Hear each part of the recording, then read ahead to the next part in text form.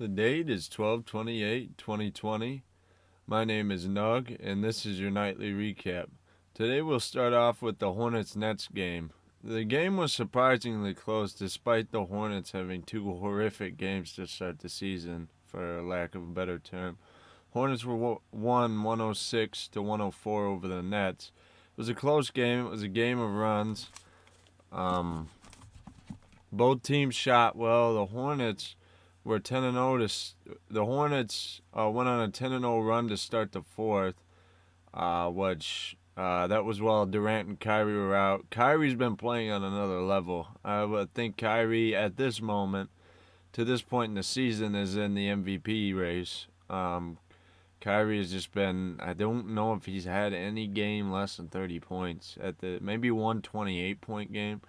But Kyrie is just on another level. Durant is playing well too. Durant's getting around 25 a game. The Nets look very, very good, although today it just came out that Dinwiddie will be out for the season, so that will hurt them. But I think they're deep enough that they can adjust some way. Dinwiddie will hurt, but they've got other pieces. But the Hornets came out with the win that night. LaMelo Ball, who has been inconsistent as of his whole career, I would say as of late, but he's only played 3 games in the regular season. He had 13 points, 5 rebounds, and 5 assists. Now, if he can do that consistently, that's not bad numbers, but I hope he can stick away from those 0-point games. Hayward had 28, which was pretty good, and trying to think. Devontae Graham had 20, and so did Rozier. So that was a pretty good performance out of their core there that allowed them to gain the victory over the Nets in a close contest. It was very close. The Hornets were shooting out of the gym, more irregular than they have been. They don't usually shoot that well, and I don't expect them to do that too often, but it was good that they did yesterday. Now let's move on to the Mavs and Clippers. The game ended with a 124 to 73 score, which is bad as it is, but it's not as bad as it actually is. The Clippers were down by 50 points at half, which is the most in a half, I think, maybe all time. I would say they were really talking about it, so I know it had to be a big, big record. The Clippers without Kawhi looked just they didn't look that good. Their defense was kind of subpar and lackadaisical. The Mavericks were just on fire, and that didn't help to show the Clippers' bad defense. It just made it look that much worse. The only real points production they got out of for the Clippers, yeah, PG got 15 and Ibaka got 13 and 9. But overall, there was just a lack of offense all around the board. With you wouldn't think with just Kawhi out it would change his team that much, but I guess maybe that is what it is. PG has got to figure out something like what he did in Indiana, so we'll see what he does there. He's really got to pick it up. That's back to last year. He can't have that. Does not make the Clippers look good. The Mavericks looked really good last night, but I don't expect the Mavs to be doing that every night. Everybody was hitting threes, and it was just insane. At the end at halftime, it was 77 to 27, which is just not anything you want to see. Speaking of upsets, let's move on to the Knicks and Bucks game, where the Knicks beat the Bucks 130 to 110 in Madison Square Garden. I don't ever remember Giannis losing to the Knicks in his whole career unless it was his rookie year, so this is an odd one for Giannis. What I really saw, I didn't get to catch the game, but on the replay as I was watching, the big swing happened when the bench was in from Milwaukee. The weak defense led to a lot of just threes and good layups for the Knicks, and that was they really just held on to that lead through the whole game and coasted after the third because they were up by I think almost 25 at the end of the third. So the Knicks, that's the best I've seen the Knicks play since Carmelo left. So that's interesting. I don't see them pulling that out every day, but good for Knicks fans to have something at least exciting to watch for once. I will say one thing for the Bucks is Drew Holiday must have just not taken the Knicks seriously because he he let Peyton, Ethan Payton, the point guard on the other team, go off for 27 points and 7 assists. Which Eford Payton's not that good of a player. I mean, he can put up those numbers, but usually with an elite defender like Holiday, that's not going to happen. Also, Middleton at the power forward against Julius Randle was a very bad matchup. Randle had one of his best games I've seen him have with 29 points, 14 rebounds, and 7 assists. I just think that was really bad matchup for Budenholzer. I think he should have figured something out. R.J. Barrett also had 17 points, 8 rebounds, and 4 assists on DiVincenzo. It was a matchups game. I think it. All right, I think I got a phone call. That's my fault. But it was a matchups game between the Bucks and the Knicks. That was what really killed them. They don't really have a power forward, I guess. That doesn't make a lot of sense. That small ball is not going to work a lot for Milwaukee, so they're going to have to figure out something. I don't get why they didn't put Middleton at the 3 against whoever was playing at the the matchups didn't really make sense to me that game. Let's move on to the Pacers game. The Pacers are now 3-0 with this win over Boston, 108-107. It came down to the last shot. Tatum missed it at the end. But he had a fairly good game, 25 points, 11 rebounds, and 5 assists. Brown had 18 points on 61% shooting. In my opinion, the fact that they lost by a bucket, Brown should have gotten the ball. He should have had more, like 25 points with that kind of production he was putting up, 61%. The rookie Pritchard, I usually don't mention rookies, but he had 13 points, and he's a pretty good shooter. I've been surprised out of what I've seen him. He was out of Oregon. He was a good shooter in college, but that doesn't always translate, as I've seen from watching Michigan guys graduate and go to the league like Nick Stauskas. That doesn't always translate. So that was nice to see a young guy play well. For Indiana's a bonus coming off of a triple-double. This game, he had 19 points, 10 rebounds, and 5 assists. I think Sabonis is playing. I think he's honestly probably the best power forward in the East at the moment. He could pull them deep if he can keep this production up. Along with Sabonis' numbers, 25 points for Brogdon with 5 rebounds and 5 assists. No Oladipo this game. He was resting. But nevertheless, they still got the win. The real thing that put the Pacers in good position to win the game was when, towards the last half of the third, about the 3-minute mark, they went up 81-70, which really they held on to that lead pretty hard through the whole game, and the Celtics were only able to tie it with 4 minutes left in the fourth, and then from that point it was a back and forth game. But that was a real game changer for the Pacers is when they get that lead. And it ended up working for them. Sabonis at the end scored and left about, I think, 2 seconds on the clock. Then, like I said, Tatum missed the last shot. It was a decent look. Just didn't fall. It's a regular season. Celtics will be back, and they'll be ready to go. I mean, if you lose games like that, you don't want to lose it, but at least you know you were in it, and you've got a chance to win it. In the future. All right, I'm gonna move on to the NFL. We had a pretty good Sunday games yesterday. The first one I saw was I didn't watch, but I've watched the replay and I looked it over. The Colts versus the Steelers. The Colts lost 28-24, and the Steelers clinched the AFC North. My bad.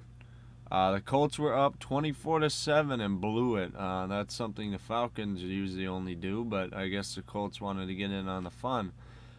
This win would have put them above the Titans in the division, so it was and the Titans lost too. We'll get into that in a minute, but it would have been nice for the Colts to pick that advantage up, but they at least Titans lost too. Um, like I said, the Steelers grabbed the division. But one problem I still see with the Steelers is they only ran for 20 rushing yards that whole game. So I had the Steelers high about week 7. I was thinking pretty good on them, and then week 9 I was feeling real good. But as I've heard people talk, especially I listen to the Pat McAfee show quite a bit. The Steelers got to be able to run the ball, or they're not going to go very deep in the playoffs, and I don't see them possibly going out in the first round or the second round if they make it that far. One thing that was interesting yesterday is Juju, the TikTok star Smith-Schuster, had 9 receptions for 9 yards. 9 yards. That doesn't make sense. It's probably 91 yards and 1 touchdown. And Juju, it's good to see him focusing more on his game and less on his TikTok game. But yeah, I think that's the best game he's had all season. So it's good to see.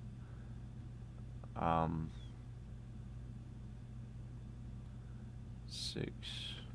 Just looking at my notes. I apologize.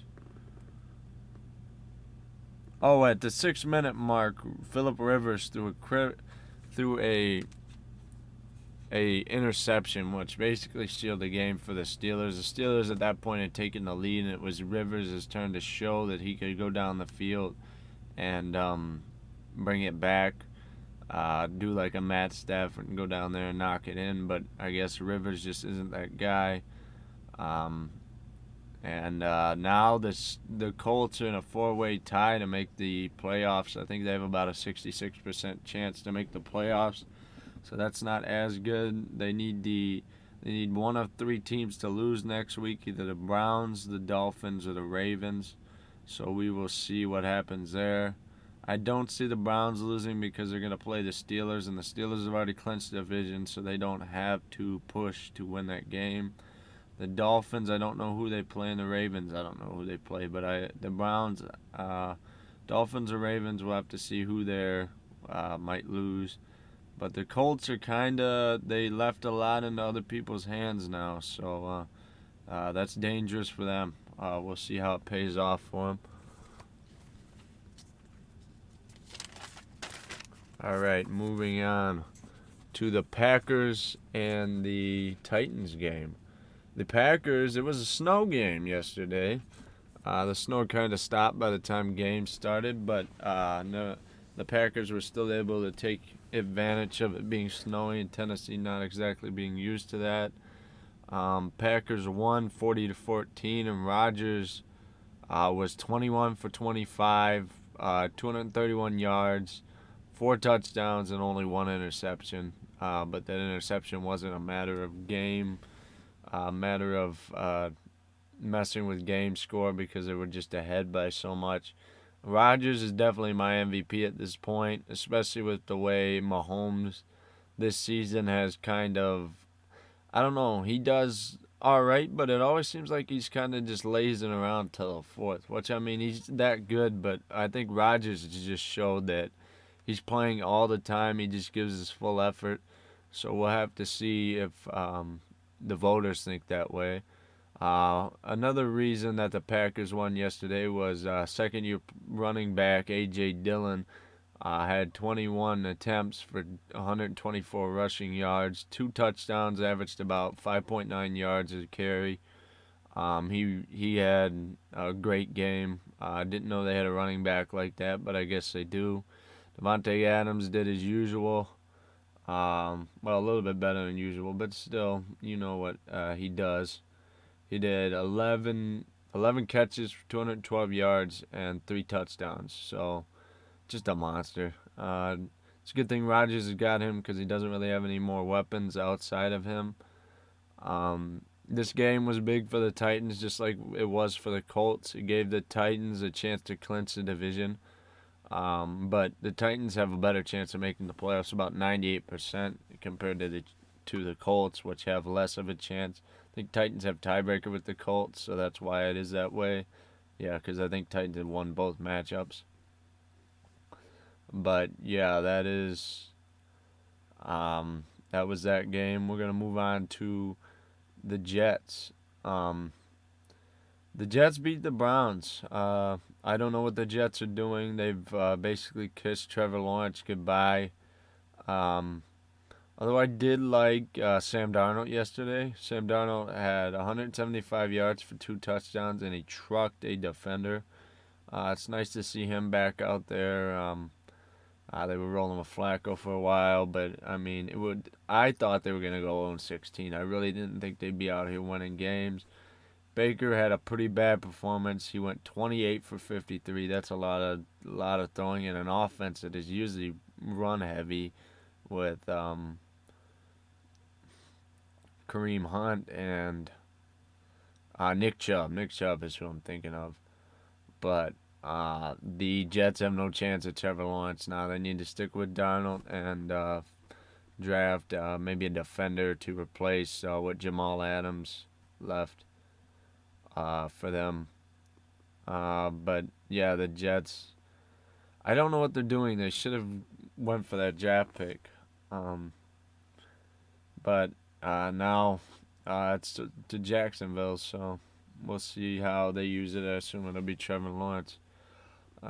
Speaking of playoff implications, NFC East is wide open. There's 3 teams still to run: the Washington football team, the Dallas Cowboys, and the Giants. With Dallas's win over the Eagles this week, it really propels them right into there.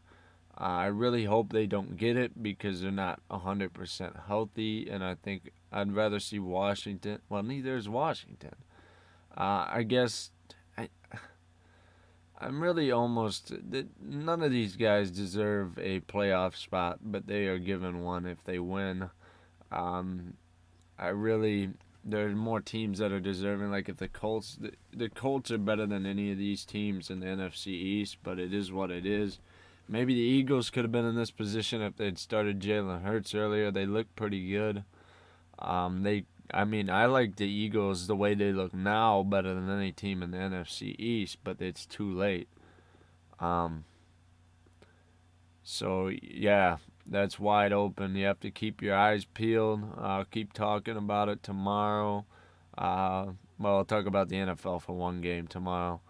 But thank you guys for watching. Please like, drop a comment if you disagree with something, and subscribe. Thank you for watching.